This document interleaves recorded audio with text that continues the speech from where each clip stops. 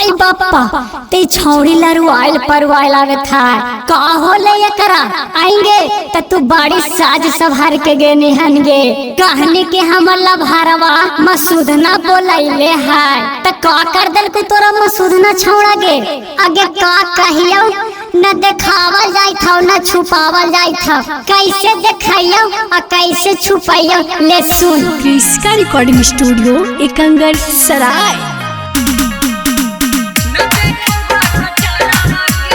Music by DJ Vikas Sitamarhi.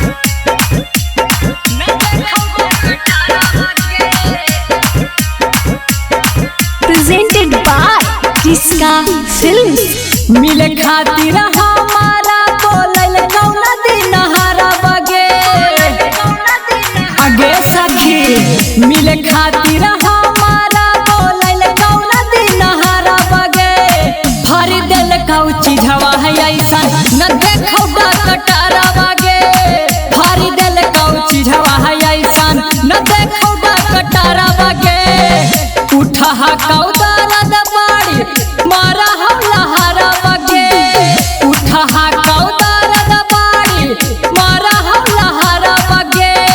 भारी दिल कौची झवा है ऐसा न देखो कटारा बगे भारी दिल कौची झवा है ऐसा न देखो कटारा बगे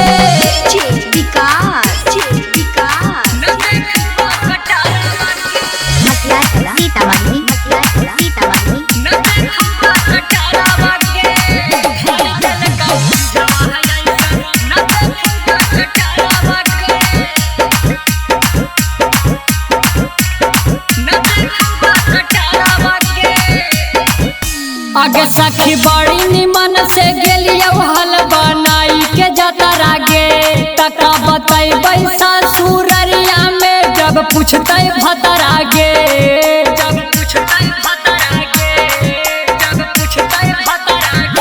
आगे सखी बड़ी निमन से गेलियो हल बनाई के जतरा गे तका बतैबै ससुररिया में जब पूछतै भतरा गे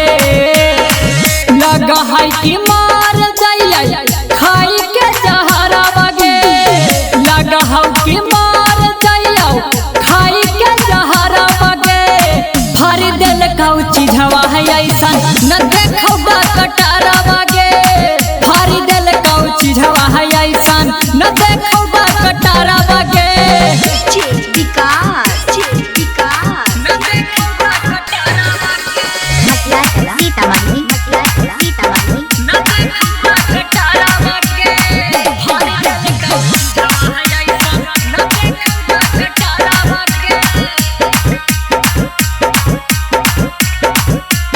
क्रिस्का रिकॉर्डिंग स्टूडियो एकंगर सराय। ओकरा कोइली हाला माना होतै बड़ी दर्दिया रे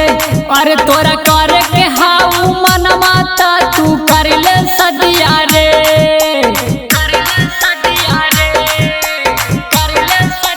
हे रे ओकरा कोइली हाला माना होतै बड़ी दर्दिया रे अरे तोरा करे के हाउ मन माता तू कर ले सदिया रे अरे कौशल भाई डीजे कुंदनमा और हलो भूपेंद्र गे सत्या भाई डीजे कुंदनमा और हलो भूपेंद्र गे भारी दिल कौची झवा है ऐसा न देखो कटारा बगे भारी दिल कौची झवा है ऐसा न देखो कटारा बगे आगे अब केकरा से दिखाई गे।